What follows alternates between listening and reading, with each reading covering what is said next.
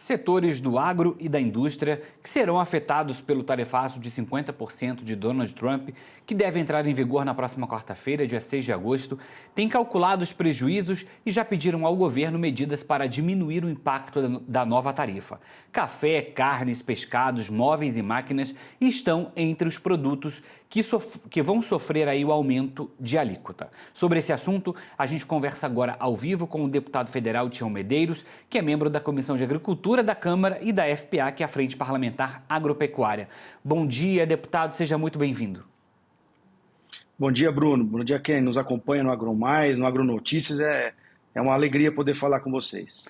Deputado, como o Legislativo pode colaborar ou vai colaborar para evitar que os setores afetados pelo tarifaço não sejam prejudicados? Olha, sabe que não é uma missão institucional do Legislativo brasileiro fazer negociações internacionais. Essa função cabe ao Itamaraty, ao Executivo brasileiro, que é quem nos representa lá fora, que é quem tem por missão ou obrigação institucional fazê-lo. Mas é claro que também o Congresso não pode ficar calado diante de tantos absurdos e, mais ainda, diante da iminente e grave crise que vai se asseverar sobre o agronegócio brasileiro. Afinal de contas, o arrimo da nossa economia hoje passa pelo agronegócio brasileiro e o que nos torna importantes na geopolítica internacional, global, é a capacidade de produzir e de exportar alimentos. E quando isso é atacado, todo brasileiro vai ser prejudicado e atacado ao mesmo tempo, ainda que não esteja diretamente ligado ao agronegócio brasileiro. Por isso o Congresso se mobiliza agora na volta do recesso para pressionar o governo, para exigir posicionamentos contundentes, ações concretas e muito menos discurso, narrativas. O contrário, o que a gente quer é solução para os problemas e a gente não tem visto e nem testemunhado nada disso. Deputado, na sua opinião, o presidente Lula deve tomar essa iniciativa de ligar para Trump para tentar fazer essa negociação? Na minha opinião, não, Bruno. Eu não vejo nenhum sentido, eu não vejo nenhum interesse da parte dele. Ao contrário, ainda ontem na convenção do Partido dos Trabalhadores, no PT, no seu partido, ele fez discursos exatamente na contramão, gestos exatamente contrários àquilo que a gente espera. Ele atacou mais uma vez a economia americana, falando novamente sobre a desdolarização da economia e das relações internacionais, assuntos e pautas que não são de interesse nacional, são assuntos e pautas de interesse único e exclusivo dele, e não do país. Então, não vejo gestos e movimentos do presidente Lula no sentido de inverter essa ação e esse movimento dele, que é desastroso para a economia e para o agronegócio brasileiro.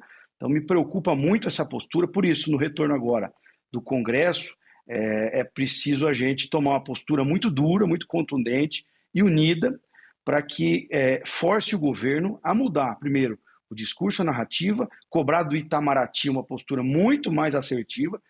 O Itamaraty está absolutamente perdido, desorientado, uma vez que o seu líder maior, o presidente da República, faz gestos, como eu disse, contrários, na contramão do que a gente espera de um presidente, e defende interesses que não são nacionais. Defende esse alinhamento China e Rússia.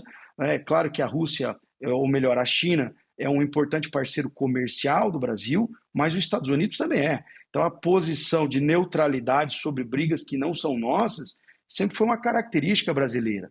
E também a habilidade na diplomacia, nas negociações internacionais, sempre foram marcas do Itamaraty na negociação internacional conduzida pelo Brasil e que hoje estão absolutamente apagadas, apáticas e que jogam contra o interesse nacional. Por isso, nesse retorno do recesso, nosso desafio vai ser muito grande.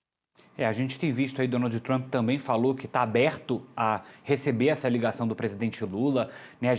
A expectativa para essa semana é que haja um alinhamento do governo para que Lula, então, faça essa ligação para Trump. A gente espera que exista essa possibilidade do diálogo, porque são muitos setores prejudicados e isso prejudica a nossa economia.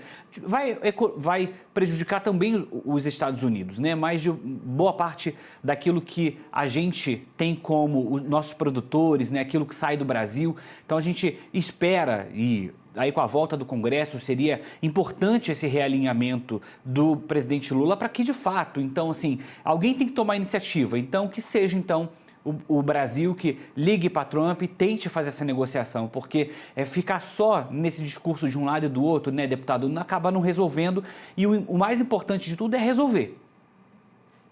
Sim, Bruno, absolutamente. A gente vê agora iniciativas isoladas, como senadores do Brasil que tiveram nos Estados Unidos nas semanas anteriores agora, na tentativa de criar relações com os escritórios de lobby, principalmente, porque lá é uma atividade legalizada e eles são uma realidade, eles defendem interesses dos setores produtivos americanos e também de setores da economia americana. Então, os parlamentares brasileiros estiveram lá, também falando com parlamentares americanos para explicar tanto o impacto aqui no Brasil, mas também o impacto na cadeia americana de importação. O café, por exemplo, a carne e outros produtos que vão impactar, inclusive, na inflação americana, né? Então, na tentativa de sensibilizar parlamentares americanos para que eles nos ajudem, em razão dos interesses comuns, para que sensibilizem o governo americano e coloquem, ampliem a lista de exceções. Por outro lado, essa negociação do Congresso, os senadores tentando fazer essa aproximação, de novo, não é missão institucional, eles não têm prerrogativa institucional para isso. É uma tentativa parlamentar bem interessante, mas que depende do Executivo, que depende do Itamaraty, depende absolutamente do presidente da República. Agora, me preocupa muito os gestos do presidente Lula, como eu disse ainda na convenção de ontem do PT, em que ele faz menções à desdolarização, ataca novamente, repete aquilo tudo que foi condenado pelo presidente Donald Trump, que inclusive ajudou a motivar essas sanções ao país, ao nosso país, e por isso me preocupa a postura do presidente Lula. Agora, na volta do Congresso, na volta do recesso, melhor dizendo, a gente precisa mobilizar e exigir do governo outra postura, sob pena de voltar uma enxurrada de dificuldades na agroatividade brasileira, uma enxurrada de recuperações judiciais aí pela frente. Essa postura do presidente Lula vai conduzir a um encaminhamento falimentar, a uma quebradeira de vários setores da economia brasileira. O presidente não pode se prestar a esse papel. Não é essa a missão, isso não é interesse nacional. Por isso, o presidente Lula tem obrigação, o dever de voltar e iniciar as tratativas com o presidente americano, deixar suas diferenças de lado, afinal de contas, nós somos eleitos, não é para brigar, nós somos eleitos é para resolver os problemas, né, do nosso país, aquilo que é interesse do Brasil, e claro que a gente não tem visto isso. Por isso, o Congresso precisa agora pôr o pé na porta, como diz o ditado popular, e exigir do presidente da República essa postura. Como eu disse, sob pena de quebrar vários setores da economia, que serão prejudicados e impactados de morte. Não é essa a missão institucional do presidente da República, de maneira alguma. Deputado, quais são as preocupações com os setores do seu estado? Esperam a pacote de ajuda do governo para esses setores? Como é que está a situação no seu estado? Olha, Bruno, eu não tenho nenhuma expectativa de pacotes de ajuda do governo. O governo tem que fazer a sua obrigação, que é sentar e negociar. A ajuda eles já não fazem, né? A gente já tem um plano safra tacanha, tímido, muito abaixo do que a gente gostaria, com juros altíssimos, praticamente nada de recurso para seguro, nada para o programa de contratação de armazenagens, que é um outro desafio brasileiro. Então não há como esperar programa e pacotes de ajuda. É muita inocência da nossa parte achar que o governo vai fazer isso. Não vai.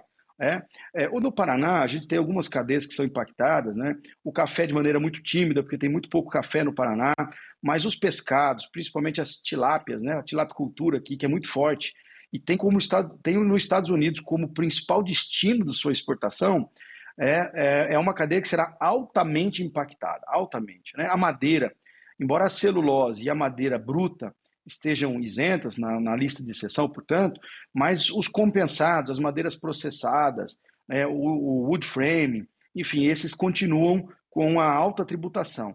Por isso, o setor madeireiro, em parte, será bastante prejudicado no Paraná, e o setor de pescados e carne também. O Paraná é um exportador importante de carne, e a gente sabe que a parte dos dianteiros, né, do boi, do dianteiro bovino, vai para a indústria de carnes americana, que faz hambúrguer especialmente, e terá um impacto muito grande. Então, essas cadeias precisam se reacomodarem.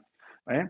A gente tem algumas que são muito perecíveis e tem mais dificuldade de acomodação em novos mercados, demoram a encaixar um pouco mais, enquanto isso terão que se reorganizar no mercado interno, tentar ampliar a exportação para outros mercados.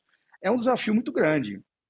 E o que a gente pode fazer agora é ajudar na abertura desses mercados ou explorar os mercados já abertos, que têm ainda uma relação um pouco tímida com o Brasil, mas esperar do governo algum pacote de ajuda é muita inocência da nossa parte. Isso não vai acontecer. Assim, eu tenho clareza de que o papel do governo, que era negociar, não está sendo feito. Então é um sonho achar que eles vão encontrar dinheiro nesse orçamento que já está furado, que já tem rombos aos montes, para fazer pacotes de ajuda. Então, no Paraná, o nosso desafio é buscar outros mercados, especialmente para tilápia, que é o principal mercado é o americano, reacomodar isso aqui. Isso deve ter um efeito colateral nas outras proteínas, a proteína do frango, até a proteína animal do boi, bovina, melhor dizendo, e também tentar segurar nessas negociações a imposição do etanol americano. Um dos desejos agora do Donald Trump, no que ficou bastante claro nessas conversas que os senadores tiveram lá nos Estados Unidos, que eles querem mandar etanol para o Brasil. E isso também impacta, assim, de maneira muito significativa o setor sucroalcooleiro, principalmente do Nordeste brasileiro, né? Então, tentar evitar a entrada do etanol americano aqui no Brasil, e se porventura isso vier a acontecer, que sejam em cotas, né? Mas o governo americano tem interesse de trazer agora o etanol como uma punição ou como uma sanção. Isso é um desejo muito antigo. A gente sabe que os americanos tentam fazer isso há mais de 20 anos aqui no Brasil, e agora vão aproveitar essa oportunidade para poder enfiar a goela abaixo um pouquinho de etanol, que é de milho, o etanol deles, né? Um etanol bastante competitivo aqui no mercado nacional, no mercado brasileiro. Então, nosso desafio, de novo, é bastante aumentado agora nesse retorno do recesso e buscar outros mercados e reacomodar esses destinos, como a gente viu a China já anunciando a compra de cafés brasileiros, aumentando a habilitação dos cafés brasileiros para sua importação, o que abre uma janela de oportunidades para mudar o destino do café brasileiro. A gente espera que isso aconteça em outros mercados asiáticos, europeus, enfim, mundo afora, até a própria Índia, para esses outros produtos que a gente vai ter dificuldade por conta dessa sanção americana. Deputado, quero aproveitar aqui sua participação com a gente no Agronotícias e sair um pouquinho da pauta do tarifaço e entrar na pauta do licenciamento ambiental. Como é que o senhor vê essa situação? O senhor espera essa sanção total do projeto de licenciamento? Vocês acreditam que haja algum tipo de veto do presidente Lula? Será um dos temas esperados aí para essa semana, né? Exatamente, Bruno. Sabe que essa é uma matéria, e a discussão ambiental no Brasil é uma matéria que tramitou no Congresso por 2 décadas, um pouquinho mais de 20 anos.